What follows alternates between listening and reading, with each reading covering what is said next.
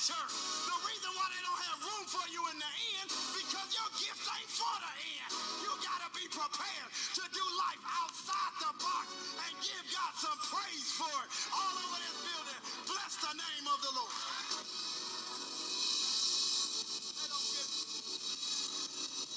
I said, bless God like you know it.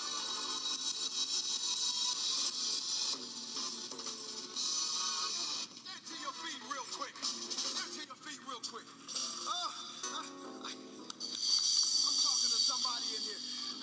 These wise men, they were astrologers. They weren't God followers. They were astrologers. But they saw, God led them to a place. And they saw Joseph with the gift of God. And I'm telling you, God is going to send some people your way to help you that didn't grow up in the church.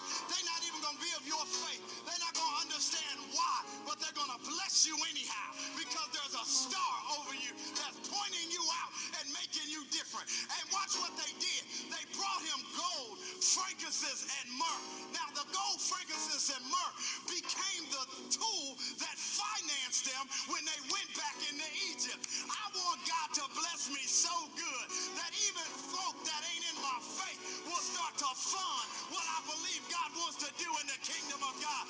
Eyes have not seen, ears have not heard, neither has it entered to the heart. If you expect it to happen on tithe and offering, you crazy, baby. Your dream got to be bigger than tithe and offering. If you expect it to happen off of the little bit that we give at church, you crazy. You got houses to build. You got blocks to develop. And it's going to take the wealth of the wicked.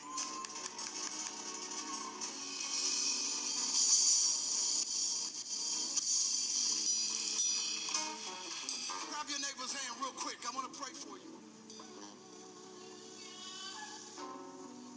You didn't know how it was going to happen.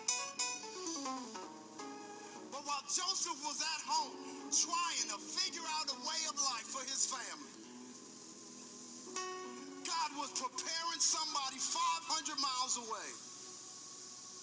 They had no idea what they were stepping into.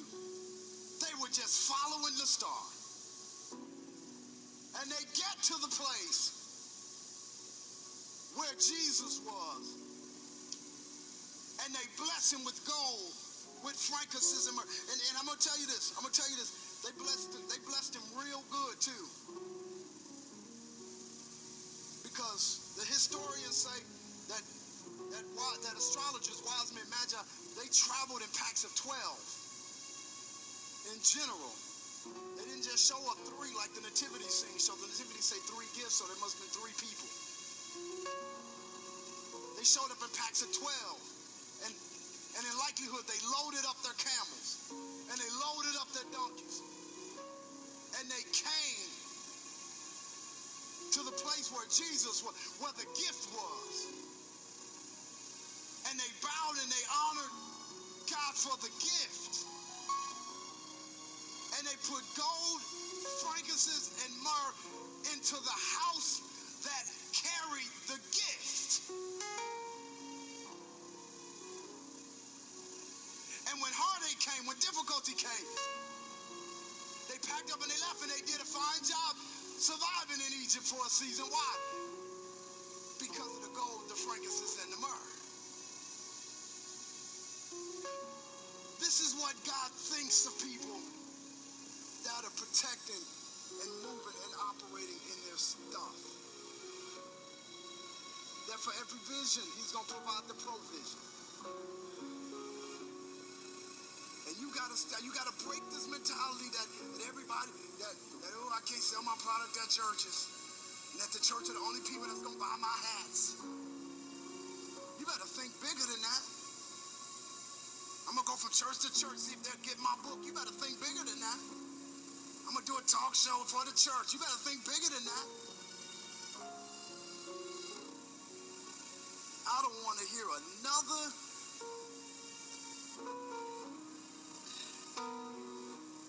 Christian talk show that's a Christian talk show ever again in my sanctified life, because we're preaching to each other again.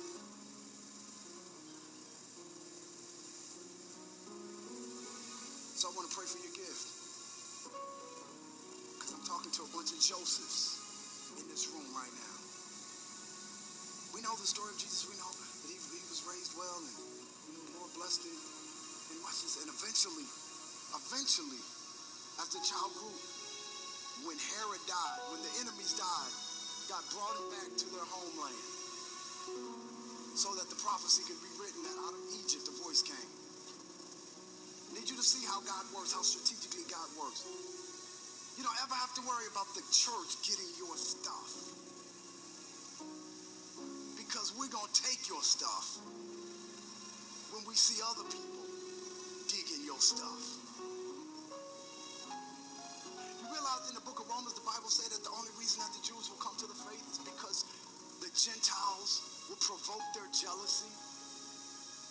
In other words, they reject Jesus, and then they're going to start looking, and God's going to open their eyes, and they're going to see all these Gentile folks taking their salvation blessing, and they're going to say, wait a minute, bring the gift back. Have you ever noticed that that's the way it works in the church? We used to tell singers, yeah, y'all can't be saved, and you can't be an artist, and you can't do this, and you can't do that. Then they go out and become millions, and now we want to bring them into our churches. Would you come in, please, and just address my congregation? Just say hi to the saints. Listen, your gift is so precious. And it's so beautiful that God entrusted you with his gift, that he's going to empower you and bring you everything you need so that it can grow strong, so that it can save many. So, Father, in the name of Jesus, I pray for your children now, that God, moving into this new year, moving into this new season for many of us, Father, it is important that we understand what you invested in us. And for those that felt like quitting and giving up, for those that felt like turning away, for those that look and say, God, this can't be my gift because it's laying in a manger. This can't be what you promised because it's in a pig's trough. I'm here to tell you that the devil is a liar. That God is going to bring you out of that situation. God is going to bring you out of that place. God is going to bring, and he's not going to renounce his assignment either. He's going to empower you through it. He's going to give you wisdom and give you a word through it. And for every enemy and adversary that comes into your life, God is going to cover you and he's going to protect you, because no weapon formed against you can prosper. No weapon formed against your family can prosper. No weapon formed against your womb can prosper. No weapon formed against your favor can prosper. There is no weapon.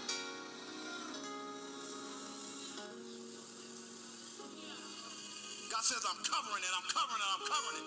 Well, Lord, when are you going to release it? God is saying, I'm waiting on your character to catch up with your gift. And when your character catches up with your gift, God says, then I'll release you to the world. They waited till Jesus was a full age, 33 years old. Then God released him. And God says, if I release you now, you might cuss on stage. If I release you now, they might find out you got a boyfriend aside from your husband. If I release you now, they might find some stuff out about you. So I'm going to keep you down. And when your character catches up with your gift, he said, then I'm going to release you.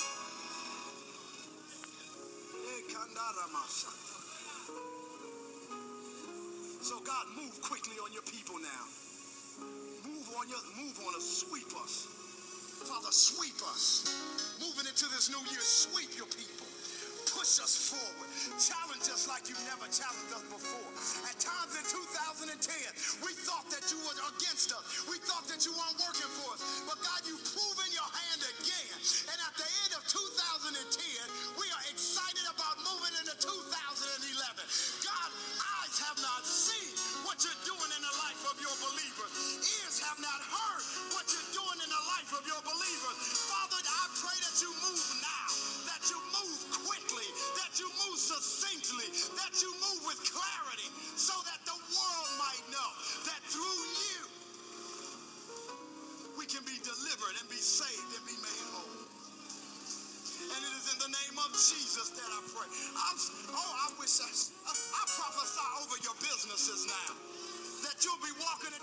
most productive years that you've ever walked into. I pray for your job security now, that no matter what the companies do, that they find faithfulness in you and that they see the star that's over your work. I pray for your education. All of you that are going back to school, I pray that FAFSA open up doors and that the government start to give relief to your debt in the name of Jesus. For those that are uncertain, I pray for clarity going into the new year. And God, I give you the praise now for this. I give you the praise now. For those that want to be mothers, I pray 2011 is your year. In the name of Jesus. This is your season. This is your time. Oh, I give you the praise now. Loose those hands and just start to worship God. We're going to loose them and start to worship.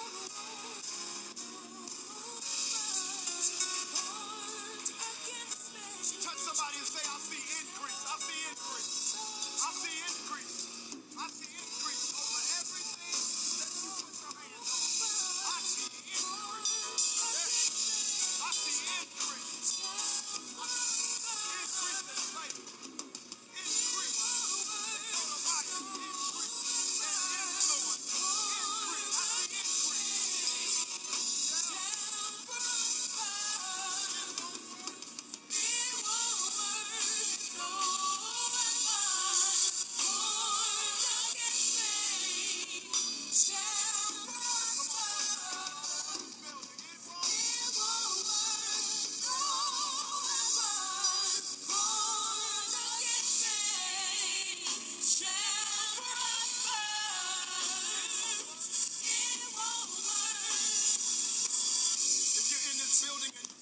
Pastor, I've been struggling with some of the stuff I heard you talking about today.